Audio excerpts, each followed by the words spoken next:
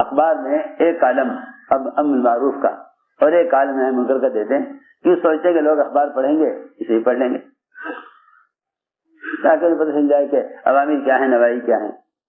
دیکھو میرے دوستوں، جو امر معروف نہی منکر کو صرف بیان کر دینے یا کتاب میں لکھ دینا، یہ امر معروف نہی منکر کے فریضے کا ادا کرنا نہیں ہے۔ ہماری بات سمجھ میں آ رہی؟ یہ امر معروف اور نہی منکر کے فریضے کا ادا کرنا نہیں ہے۔ آپ کی کتاب چھاپ دیں جس میں سارے عوامل نواہی لکھ دیں اور مفت اس کو تقسیم کرا دیں، کبھی میں کہتا ہوں کہ یہ فریضہ آپ نے ادا نہیں کیا۔ ہماری بات توجہ چاہتی ہے وہ، تب بھی آپ نے فریضہ ادا نہیں کیا۔ اس لیے کہ اگر آپ سیرت کی طرف جائیں تو آپ کو کہیں بھی نہیں ملے گا کہ عوامل نواہی لکھ کر تقسیم کر دیے گئے ہوں، بلکہ اس کا طریقہ یہ تھا کہ منکر کرنے والے کے پاس چل کر جاؤ اور اس کو سمجھا کر پیار محبت سے منکر کے ماحول سے نکالو۔ یہ ہے منکر سے روکنا۔ اپنے ماحول میں لا کر اس سے نماز کا فریضہ ادا کرا دو، یہ ہے امر معروف کے فریضے کا ادا کرنا۔ یہ ہوئی بات کہ نماز اور ایمان اور علم، ان فرائض پر امت کو جمع کرنا، یہ تمہارے افضل امت ہونے کے لیے شرط ہے۔ میں نے عرض کیا کہ یہ طریقہ امت میں سے ختم ہو گیا۔ لوگ کہتے ہیں کہ بھئی نماز کی دعوت دے دو، اور باقی پڑھیں یا نہ پڑھیں اس کی تم پر کوئی ذمہ داری نہیں ہے، ہدایت اللہ کے ہاتھ میں ہے، ہدایت اللہ کے ہاتھ میں ہے، ہمارے ذمہ تو محنت ہے۔ یہ کہتے ہیں اللہ کے ہاتھ میں ہدایت ہے، ہمارے ذمہ تو صرف کہنا ہے۔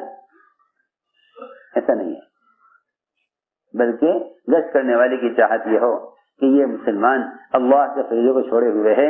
مولانا صاحب فرماتے تھے اگر تم ایک آدمی کو مسیح میں لے آؤ اور اس سے معاہدہ کرا دو تو 2 رکعات تو اس شکرانے میں پڑھنا کہ اے اللہ تو نے میرے ذریعے سے ایک آدمی کو اتنا عرصہ جہنم میں جلنے سے بچا لیا جو ایک نماز کے چھوڑنے پر عذاب ہوتا۔ ایک مسلمان کو ایک نماز کے چھوڑنے پر جتنی مدت جہنم میں رہنا ہوتا، اللہ تو نے میرے ذریعے سے اس سے ایک نماز ادا کرا کے اس کو اس عذاب سے بچا لیا۔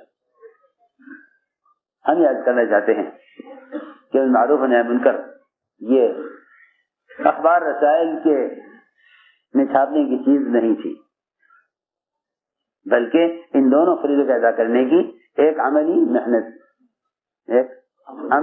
تھی۔ وہ یہ تھی کہ لوگوں کے پاس چل کر جاؤ اور ان کو دعوت دے کر عمل کی طرف لے کر آؤ۔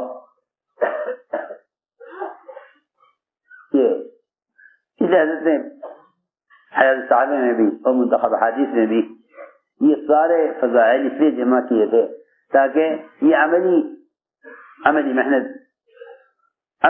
قائم ہو۔ حیات صحابہ حضرت نے سارے وہ اعمال اور حلقے صحابہ کرام نے ثابت کیے ہیں جو مسجد میں اجتماعی طور پر لگائے جاتے تھے۔ تو ہم نے عرض کیا کہ اصل بات یہ ہے کہ معروف اور نہی منکر کے فریضے کی ادائیگی کس طرح ہوتی ہے، کیونکہ منکر کرنے والا گڑھے میں گر جانے والے کی طرح ہے۔ منکر کرنے والا ابو درداء خود فرماتے ہیں کہ جو آدمی کوئی منکر کر رہا ہے وہ ایسا ہے جو کوئی آدمی کسی گڑھے میں گر گیا ہو، تو کیا تم اس کو نکالو گے نہیں؟ لوگوں نے کہا کیوں نہیں، ضرور نکالیں گے۔ فرمایا بس گناہ کرنے والا گڑھے میں گر جانے والے کی طرح ہے۔ میرے دوستو عزیزوں، امت بہت غفلت میں ہے، ہماری ملاقاتوں کا اصل مقصد یہ ہے کہ امت کو گناہوں کے ماحول سے نکال کر عمل کے ماحول میں لاویں۔ امام محدثین ابو ہریرہ فرماتے ہیں کہ یہ تمہارے افضل امت ہونے کے لیے شرط ہے۔ تم خیر امت جب ہو سکتے ہو، جب تم لوگوں کو دعوت دے کر ان کے ماحول سے نکال کر اپنے ماحول میں لے کر آؤ اور ان کے دل میں ایمان کی اسلام کی رغبت پیدا کرو. تو میں نے عرض کیا کہ ایک کام تو یہ ہوا کہ ہماری ملاقاتوں کا اصل مقصد اپنے ایمان کی تکمیل اور لوگوں کے دلوں میں اسلام کی رغبت پیدا کرنا، یہ ہمارے گشت کا اصل موضوع ہے. دوسری بات یہ ہے کہ مسجد کے اعمال سے ہر امتی کو گزارا جائے. مسجد کے اعمال سے ہر امتی کو گزارو. ہمارا تو مشورہ بھی وہ صرف مسجد میں تبلیغی جماعت کے حضرات کا ہو کر رہ گیا. عام مسلموں کو جانے کا انتظار کرتے ہیں مشورہ کرنے کے لیے، کہ نہیں یہ جماعت کے ساتھی نہیں ہے. حالانکہ ہمارے مسجد کا مشورہ ایسا عام ہے جس طرح نماز ہر مسلمان کے لیے عمومی چیز ہے. نماز اس طرح ہر مسلمان سے ہے، اس طرح ہمارا مشورہ ہر مسلمان سے ہے. اس لیے کہ مشورہ مسجد کا اجتماعی عمل ہے. جس طرح نماز مسجد کا اجتماعی عمل ہر مومن کے لیے ہے، اس طرح مسجد کا مشورہ ہر ایمان والے سے ہے. مسجد کا مشورہ ہر ایمان والے سے ہے. ہم نے عرض کیا کہ اس طرح لوگوں کو دعوت دے کر انہیں نماز کے فریضے کی ادائیگی پر لانا، نماز کی فریضے کی ادائیگی پر لانا، اس لیے کہ امت کی جو ارتداد کا اصل سبب ہے وہ امت کا نماز چھوڑ دینا ہے.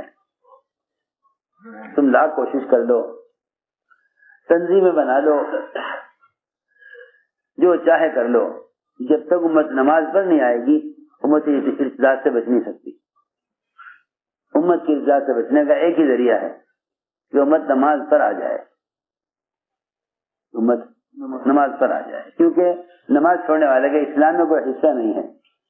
تو پھر ارتداد کیا بعید ہے، پھر ارتداد کیا بعید ہے. جب نماز چھوڑنے والے کا اسلام میں حصہ نہیں تو پھر مسلمان اسلام پر باقی کیسے رہے گا؟ جس مکان میں آپ کا حصہ نہیں، آپ اس مکان میں قیام کب تک کریں گے، کیسے کریں گے؟ تو مثال کے طور پر کرو، جس مکان میں آپ کا حصہ نہیں اس میں آپ کب تک رہیں گے؟ حضرت کا قول ہے کہ جو نماز چھوڑ اس کو اسلام میں کوئی حصہ نہیں. اس زمانے مسلمان اپنے وطن اپنی زمین پر اپنا حق چاہتے ہیں، حالانکہ اگر نماز چھوڑ دے مسلمان تو اسلام میں اس کا کوئی حصہ نہیں. تو پھر یہ زمین سے حصہ، کاروبار سے حصہ، ملازمت سے حصہ کیسے لے سکتے ہیں؟ میں یہ سوچتا رہتا ہوں کہ اس زمانے میں سارے ملک کے مسلمان اس اعتبار سے سوچ رہے ہیں کہ ہمیں ہمارا حق نہیں مل رہا. یوں نہیں سوچ رہے کہ ہم سے اللہ کا کون سا وہ حق ضائع ہو رہا جس سے ہمارے اپنے حقوق ضائع ہو رہے، جس سے ہمارے اپنے حقوق ضائع ہو رہے. ہمارے حقوق پر کیوں غیروں کا تسلط ہے؟ وہ تو حدیث میں صراحت فرما دیا صاف بالکل کہ جب یہ امت دعوت کا کام چھوڑ دے گی، جب یہ امت دعوت کا کام چھوڑ دے گی تو اللہ تعالیٰ ان پر ظالم حکام کو مسلط کر دے گی. سیدھی بات ہے. ہم دعوت کہتے ہی اس کو ہیں، ہمیں معروف اور ساری احادیث میں، قرآن میں، صحابہ اکرام کے اقوال میں دعوت اصل ہے ہی ہے. یہ تو غلط اور ناسمجھی کی بات ہے کہ یہ سمجھنا کہ دعوت صرف غیر مسلموں کے لیے ہے. یہ تو ناسمجھی کی بات ہے. غیر مسلموں پر تو انبیاء اور صحابہ کی محنت بہت مختصر ہے، بہت مختصر ہے اور بہت نرم دعوت ہے. اور ان کے لیے اکراہ اور زبردستی بھی نہیں ہے، لا اکراہ فی الدین، کہ غیروں کو اسلام پر مجبور کر کے اسلام میں داخل نہیں کیا جائے گا. ہاں آپ دعوت دے سکتے ہیں لیکن اللہ کے فریضے کے ادا کرنے پر اور زکوٰۃ کے ادا کرنے پر مسلمان کو مجبور کیا جائے گا. ابو بکر رضی اللہ تعالیٰ عنہ قتال کے لیے تیار تھے زکوٰۃ روکنے والوں سے، قتال کے لیے تیار تھے زکات روکنے والے ہیں. لیکن حضور اکرم صلی اللہ علیہ وسلم نے اس کافر کو قتل نہیں کیا جس نے آپ پر تلوار سوٹ لی تھی جب آپ قیلولہ فرما رہے تھے درخت کے نیچے. اور یہ فرمایا آپ نے اس دیہاتی سے کہ اسلام لاؤ گے, اس نے کہا نہیں اسلام نہیں لاؤں گا, تو آپ نے قتل نہیں کیا. یہ نہیں کہا کہ اسلام لے آؤ ورنہ قتل کر دوں گا, نہیں, آپ نے قتل نہیں کیا. علماء نے لکھا ہے کہ کافر کو اسلام کے لیے مجبور نہیں کیا جائے گا, لیکن اس نے یہ کہا کہ میں نہ آپ کا مقابلہ کروں گا اور نہ آپ کا مقابلہ کرنے والوں کی مدد کروں گا, یہ میں وعدہ کرتا ہوں, لیکن اسلام کو قبول نہیں کرتا. تو بیٹھ جاؤ. نہ آپ نے اس سے کوئی انتقام لیا, نہ اس کو قتل کیا, نہ اس کو قتل کی دھمکی دی اسلام قبول کرنے کے لیے, نہیں. میں نے عرض کیا کہ اس زمانے میں لوگ سمجھتے ہیں کہ دعوت محض غیر مسلموں کے لیے ہے, حالانکہ فرعون کے لیے دعوت موسیٰ علیہ السلام کی بہت مختصر, بہت نرم. حل لک الی ان تزکیٰ, حل لک الی ان, محنت بنی اسرائیل پر. یہ بات سب کے ذہن میں رہے کہ باطل کے مغلوب ہونے کے لیے ایمان والوں پر محنت کی ضرورت ہے. باطل کے غرق ہونے کے لیے ایمان والوں پر محنت کی ضرورت ہے, کیونکہ ایمان والے ہی ہیں جو انہوں نے باطل کی مدت کو بڑھایا ہوا ہے. ایمان والے ہی ہیں جنہوں نے باطل کی مدت کو بڑھایا ہوا ہے. ایمان والے ہیں جنہوں نے باطل کی مدت کو بڑھایا ہوا ہے. اس لیے کہ اللہ تعالی باطل کو جو پکڑتے ہیں وہ محض اس کے کفر کی وجہ سے نہیں, کیونکہ اس کے کفر کی پکڑ تو آخرت میں ہے. اس کے کفر کی پکڑ تو آخرت میں ہے, یہ بات ہے. اس کی پکڑ اس کی جنت میں جو ہوتی ہے, باطل کی پکڑ اس کی جنت میں, یعنی دنیا میں. باطل کی پکڑ اس کی جنت میں جو ہوتی ہے وہ ہوتی ہے ایمان والوں کے صبر اور تقوی کی وجہ سے. اصل بات یہ ہے کہ باطل کی پکڑ اس کی جنت میں وہ آخرت سے پہلے وہ صرف اس لیے ہوتی ہے کہ ایمان والے اعمال اور عبادات پر مجتمع ہوں. وَتَمَّتْ كَلِمَةُ رَبِّكَ الْحُسْنَى عَلَى بَنِي إِسْرَائِيلَ بِمَا صَبَرُوا وَدَمَّرْنَا مَا كَانَ يَصْنَعُ فِرْعَوْنُ. اللہ نے فرعون کو پکڑا ہے بنی اسرائیل کے صبر اور تقوی کی وجہ سے. تو سارے وعدے کے لیے پورے کر دیے, سارے وعدے پورے کر دیے بنی اسرائیل کے لیے, اور فرعون کو پکڑ لیا. آج بھی یہی بات ہے, جتنے بھی فرائض سارے عالم میں ہیں ان کے لیے ہدایت ہماری سب سے پہلی چاہت ہے.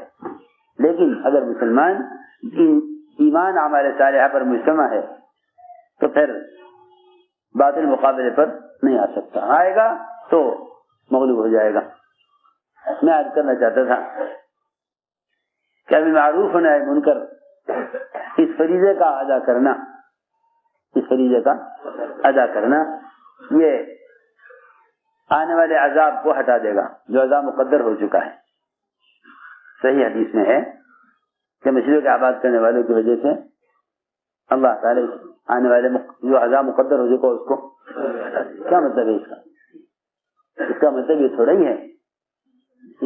تھوڑا ہی ہے کہ آپ مسجد میں اعتکاف کر لیں عذاب ہٹ جائے گا, آپ مسجد میں بیٹھ کر تلاوت اور ذکر عبادت کر لیں اس سے عذاب ہٹ جائے گا. نہیں, میں کچھ کہنا چاہتا ہوں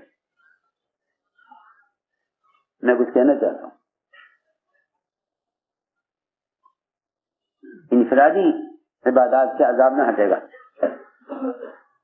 اس وقت میں حالات جیسے بھی ہیں, کہیں امراض کی شکل میں, کہیں حکام کی زیادتیوں کی شکل میں لوگ آگے پوچھیں گے کہ وظیفہ بتا دو. ہم نے عرض کیا کہ سب سے بنیادی وظیفہ جو مسلمان کا تھا امر معروف و نہی عن منکر, امر معروف اور نہی عن المنکر جو سب سے بنیادی وظیفہ تھا مسلمان کا، جس کے چھوڑنے کے نتیجے میں ظالم حکام مسلط کیے گئے ہیں. حدیث ہے نا، میں تو ادھر سے کچھ بھی نہیں کہہ رہا. جس کے چھوڑنے کے نتیجے میں ظالم حکام مسلط کیے گئے ہیں. تم اس فریضے کی ادائیگی پر آ جاؤ تو اللہ تعالیٰ اس عذاب کو ہٹا دیں گے. اللہ اس عذاب کو ہٹا دیں گے، کیونکہ یہ فریضہ سنت کے طریقے پر ادا نہیں ہو رہا. امر معروف اور منکر کا فریضہ سنت کے طریقے پر ادا نہیں ہو رہا. ہم یہ سمجھانا چاہتے ہیں امر معروف اور نہی عن المنکر کا فریضہ سنت کے طریقے پر ادا نہیں ہو رہا. جس دن یہ فریضہ اس طریقے پر ادا ہو جائے گا نا کہ تم لوگوں کو منکر سے نکال کر معروفات کی ادائیگی پر لے آؤ، تو حدیث میں آتا ہے کہ ہم وہ عذاب ہٹا دیتے ہیں جس کا آنا مقدر ہو چکا ہے صرف ان لوگوں کی وجہ سے جو مسجدوں کو اعمال سے آباد رکھتے ہیں.